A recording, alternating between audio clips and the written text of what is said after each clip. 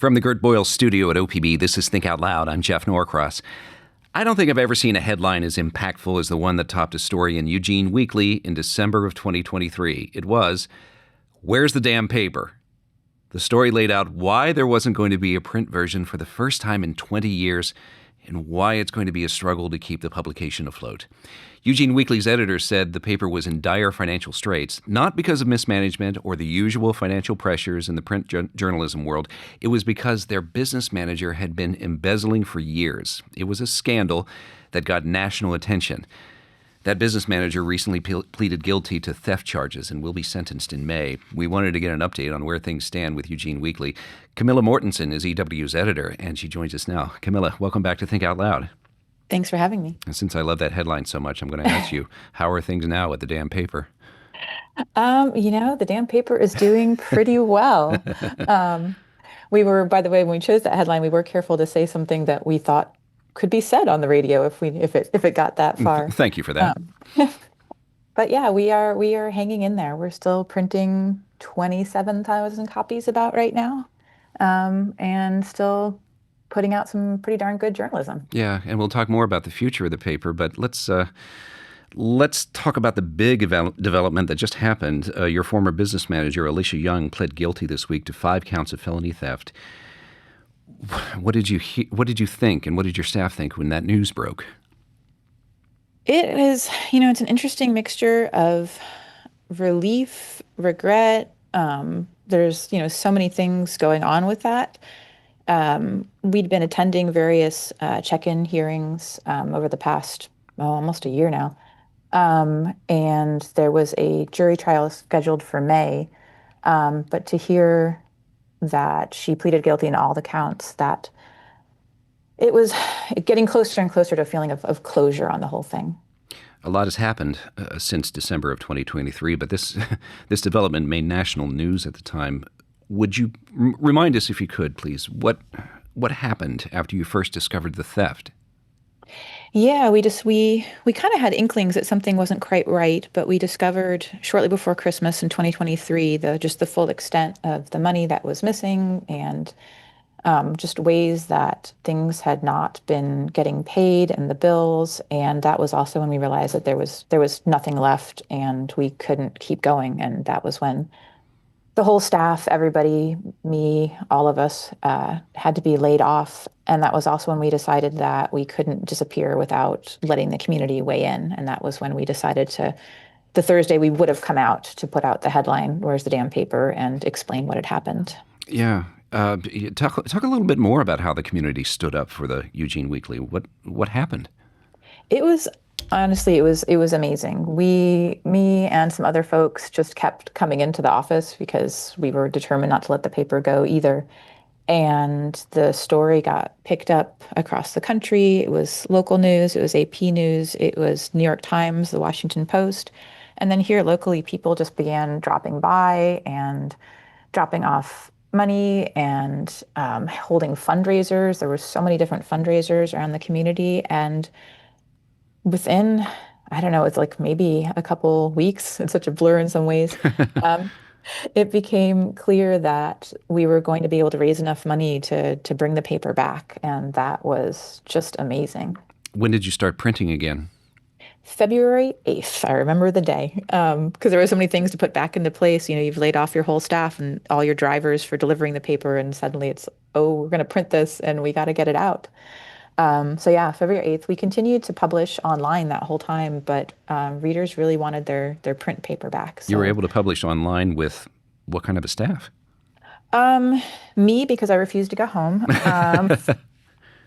And actually, it was we have done a lot of work with the University of Oregon Catalyst Journalism Program.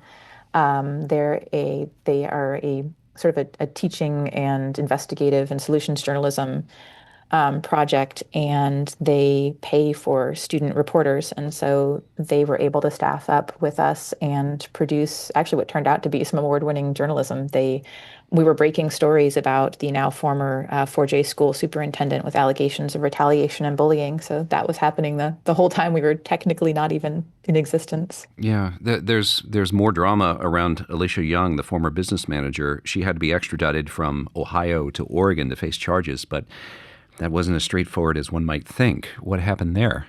No, so it took a while, as it turns out. You have to have forensic investigation into the accounting. You can't just prove that the money was taken. You have to prove it wasn't supposed to be taken. So we did the forensic accounting. It was turned over to the financial crimes team. There was a grand jury indictment. That was not on my bingo card to testify before a grand jury. Hmm. That was a new one for me. She was indicted, and they then arrested her in Ohio, where she had been living. But when the request to fund that went to the governor's office, it was turned down. And I was honestly stunned because it's sort of this feeling of relief. Okay, we're getting closer to this wrapping up, and then to find out that she was then released, and that then made headlines again because it also was connected to the not connected to, but it turned out that the office had also turned down the extradition of one of the people that was alleged to have been participating in the ring targeting Asian families here in town. So then that then got reversed, and she was extradited last summer and brought back to Eugene. Why did it get And reversed? Do you know? I think there was just so much outcry against it. There were so many people who were just shocked, both that case and the Asian families that were being targeted. And yeah, I think it was just so much. There was calls and letters and stories, and here in Eugene, the police were even talking like they would figure out a way to extradite her themselves. But I was really glad when they changed their mind. The community stepping up again. If you're just tuning in, we're talking about the latest developments in the years-long saga over theft at Eugene Weekly and the outlook for the alternative publication. Camilla Mortensen is the editor. Camilla, are you back to full staff? Not as much as I'd like to be. I think one of the sort of the heartbreaks of the embezzlement was, COVID hit us like it hit everybody, and then we thought we should have been coming back more than we were, and so we lost some staffing then. And so we're still not quite where I'd like to be, but we are about where we were in terms of my news staff before the embezzlement, before we discovered the embezzlement, I should say. And we're still growing the paper. Not we're printing. We could be printing more, in all honesty, and I would love to have more pages. But there was some turnover after the embezzlement because you've lost your job for 6 weeks, and so staffing back up, getting advertisers back, straightening out all the weird things that were happening as a result of having been embezzled. But getting there. Room for growth. Yeah. And what steps have been taken to keep this kind of theft from happening again? Well, before we were sort of more of a committee, the sort of a publication committee. We have a publisher that we brought in. She was a longtime publisher, an editor down in Cottage Grove at the Cottage Grove Sentinel.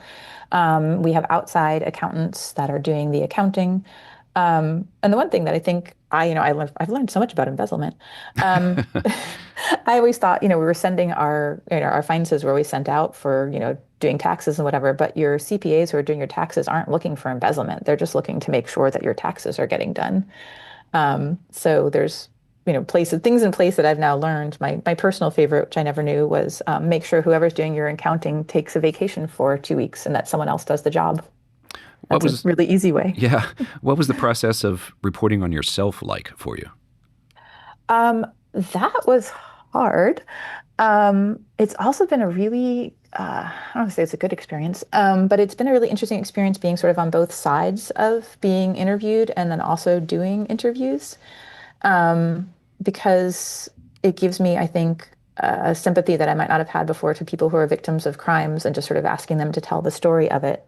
But then telling the story itself was also really hard, and sort of deciding when I'm going to write the story or if, I need to pull in my publisher who wasn't here for the embezzlement to write the story. But it's really important to us that we were transparent about everything the whole way through. You also teach journalism at the University of Oregon. You advise Lane Community College's paper, The Torch. Yep. Have you used this story, which you were both covering and in the middle of in your classes or with the LCC student journalists? I absolutely have. It's been so interesting to sort of show them, here are the local journalists reporting on it. Here's the New York Times version of the story. Here's the AP version of the story. Here is the television version of the story. Look at this version of it in which, the New York Post picked up the story but didn't talk to any of us, versus that was also not on my bingo card. Yeah. Versus, the like in-depth reporting. For example, the Oregonian did a really great job digging into the extradition saga, and sort of talking to them about like how it is to be interviewed and how it is to sort of see your words on the page and also what questions to ask, and then not being afraid to ask the questions, because the students are like, well, weren't you upset? And I'm like, yeah, but they need to ask me about it. I need to tell the story in order for people to know what's happening. Last question. The paper's owners, Anita Johnson and Georgia Taylor, have died since all this started. What's happening with the ownership of Eugene Weekly? It is currently owned by their children. However, before Anita died, and also with the approval of the Taylor family, it was decided to pass the paper over to me. So that's what happens when you cover from an embezzlement. You win a newspaper. Um, so I am slated to be the next owner of the Weekly, which I love that we are keeping it locally owned. And then I am working with my publisher and the soon-to-be previous owners and others to turn the paper over into not a nonprofit paper, but nonprofit ownership. And that's a really important distinction, because one of the things that Anita Johnson loved that we did was endorsements and endorsement interviews. And we can't do that if we are a nonprofit, but we can if we are nonprofit owned. So that is our effort to keep the paper, belonging to the community that saved it.